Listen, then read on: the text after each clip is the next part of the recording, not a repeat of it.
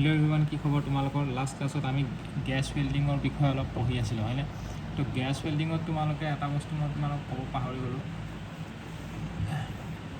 সেইটো হ'ল left ward আৰু ৰাইট ৱাৰ্ড গেছ ৱেল্ডিং দুটা টাইপৰ আছে এটা লেফ্ট ৱাৰ্ড আৰু ৰাইট ৱাৰ্ড লেফ্ট ৱাৰ্ডটোক কি বুলি কোৱা যায় লেফ্ট ৱাৰ্ডটোক কয় যে ফ'ৰ হেণ্ড আৰু ৰাইট ৱাৰ্ডটোক বেক হেণ্ড বুলি কয় ঠিক আছে মই তোমাক ভালকৈ বুজাই আছোঁ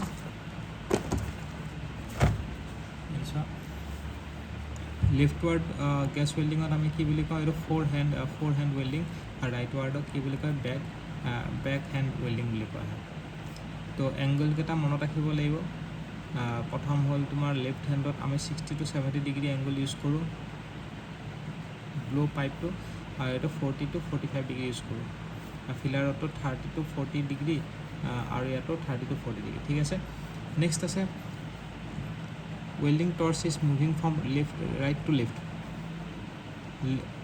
এইটো কথা মনত ৰাখিবা য'ত তোমালোকৰ লেফ্ট ৱাৰ্ড আছে আমি ৰাইটৰ পৰা লেফ্টলৈকে যাওঁ ৰাইট ৱাৰ্ডত লেফ্টৰ পৰা ৰাইটলৈকে যাওঁ ৱেল্ডিং টৰ্চটো সেইটো কথা মনত ৰাখিব লাগিব আৰু সেকেন্ডলি আমাৰ দিয়া আছে ইনাৰ কোনটো কি আছিলে মেল্টিং দা বেস মেটেৰিয়েল ইনাৰ কোন মেল্টিং দা বেস মেটেৰিয়েল ঠিক আছে আউটাৰ ইনাৰ কোনটো কি কৰে বেস মেটেৰিয়েলটো মেল্ট কৰে যোনটো ফ্লেম ওলায় তাৰে ইনাৰ কোনৰ কথা কৈছে বেস মেটেৰিয়েলটো মেল্ট কৰে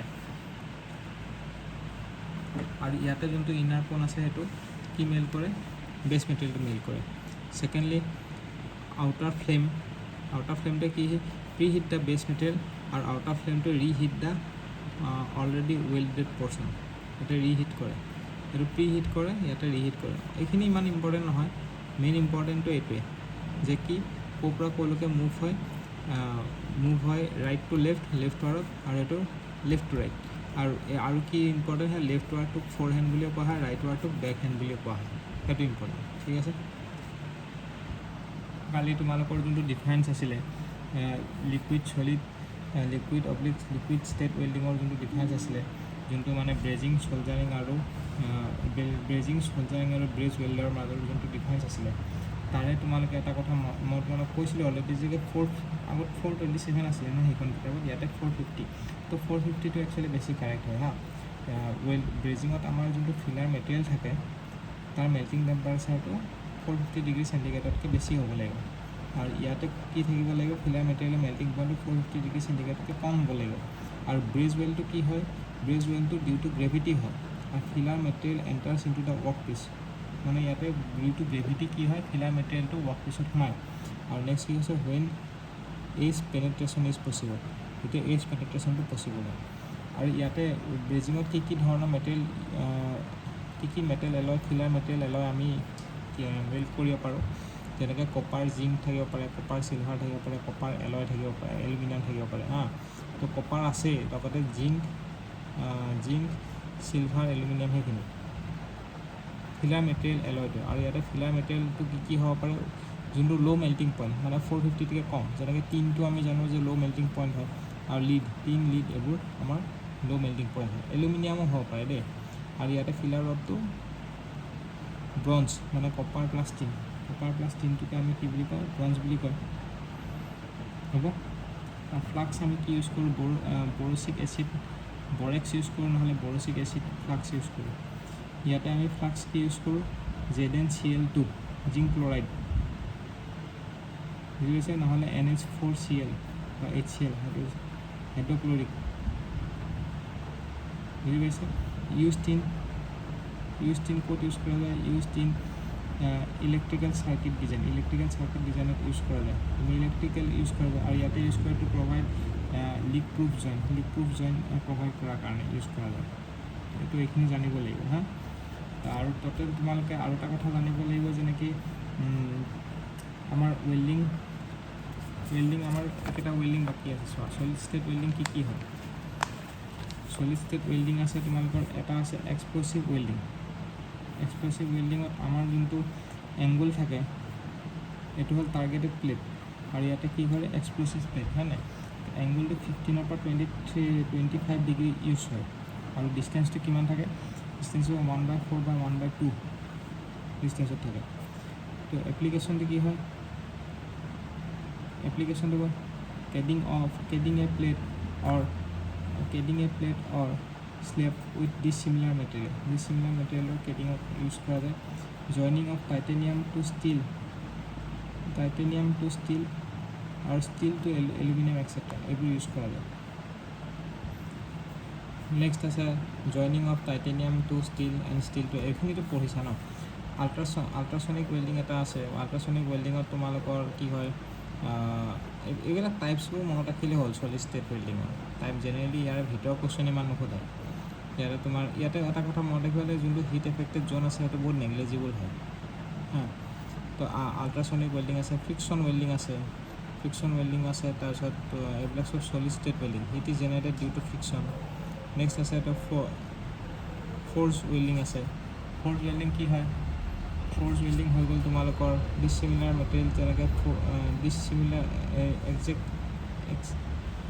exactly similar to blacksmith forge operation. যোনটো ব্লেক স্মিথ আছে ন, সেই তেনেকুৱা ধৰণৰ forging. Work piece is heated up to recrystallization temperature then hammered to get required join. সেইটোৱে মানে. আৰু ডিফিউজন ৱেল্ডিংটো এটা চলিড ষ্টেট ৱেল্ডিং. সেইটো কি হয়, both heat and pressure simultaneously applied at slow' rate, লাহে লাহে এপ্লাই কৰে. নেক্সট আছে grain diffusion will take place. Grain diffusion use কৰে. আছে accuracy and strength is high to minimise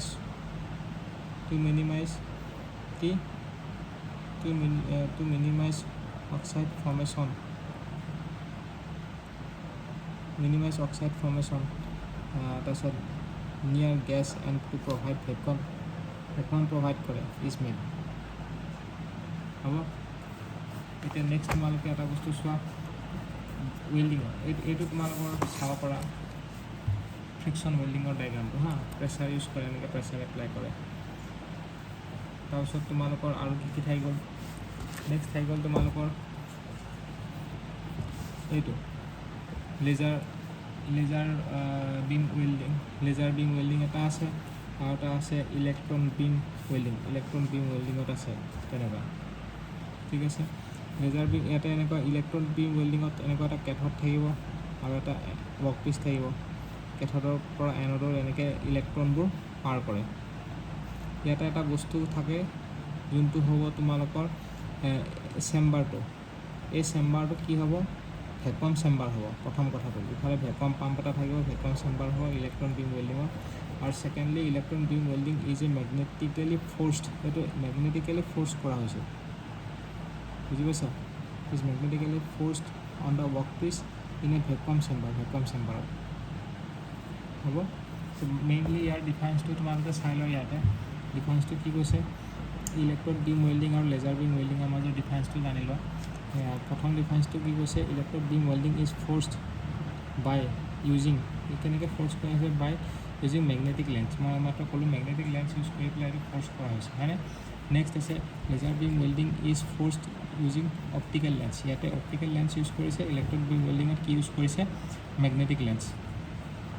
ইয়াতে কি ন' ফ্লাক্স আৰু ন' ফিলাৰ ৰিকৰ্ড. আৰু মাইক্ৰ' ৱেল্ডিং, ইয়াতে মাইক্ৰ' ৱেল্ডিং ইউজ কৰা যায়. এইটো চেম্বাৰটো কি হয়, ভেকুৱাম চেম্বাৰ হয়, সেইকাৰণে ভেকুৱাম নেচেচাৰী, আৰু ইয়াতে ভেকুৱাম নেচেচাৰী নহয়. তাৰপিছত depth of penetration and welding speed is high.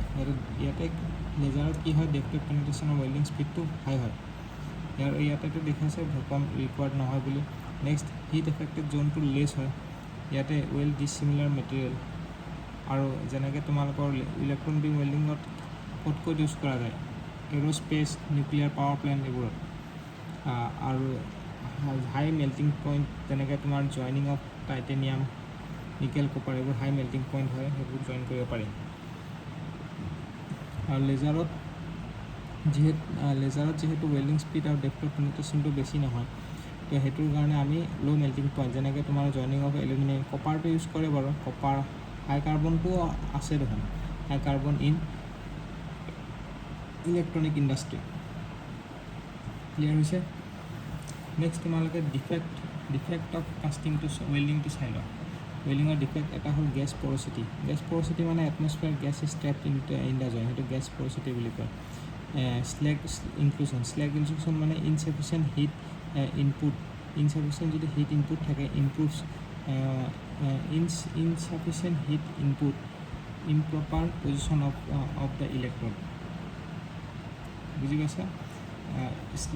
Slang inclusion কি হয় যদি ইনপুটটো ইমপ্ৰপাৰ হয়, ইনচাফিচিয়েণ্ট যদি হয়, আৰু সেইটো কিহৰ কাৰণে হয়, ইমপ্ৰপাৰ পজিশ্যন অফ দ্য ইলেক্ট্ৰডৰ কাৰণে ইউজ হয়।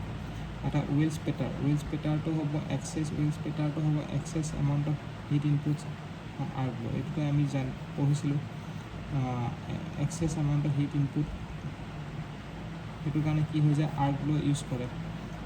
ডিফেক্টটো ৱেলছ পেটাৰ, কষ্টটো হ'ব আৰ্ক ল' আৰু এইটো ডিফেক্টটো কি হ'ব, ৱেলছ পেটাৰ। তাৰপিছত নেক্সট হয় lack of fusion and penetration. Lack of fusion and পেনিট্ৰেশ্যনৰ কাৰণে কি হয়, লেক অফ হিট ইনপুট, তাৰপিছত ফিলাৰ মেটেৰিয়েল সেইবিলাক আছে। ৱেল ক্ৰেক হ'ব পাৰে। ৱেল ক্ৰেকটো কিহৰ কাৰণে হয়, নন ইউনিফৰ্ম কুলিঙৰ কাৰণে হয়, বা filler material composition is not uniform. Weld decay হ'ব পাৰে। ৱেল ডিকে কি হ'ব পাৰে, in case of stainless steel due to fast rate of cooling chromium in the joint react with carbon and form chromium carbide and cavity is formed. সেইটো কাৰণে chromium carbide form হয় আৰু কেভিটি form হৈ যায়। সেইটো মেইনলি ৱেল ডিকেটো ক'ত mainly হয়, stainless ষ্টীলত। এইটো মনত ৰাখিব, ৱেল ডিকেটো ক'ত মেইনলি হয়, ষ্টেইনলেছ ষ্টীলত হয়। আৰু কিহৰ কাৰণে হয়, হাই ৰেট অফ কুলিঙৰ কাৰণে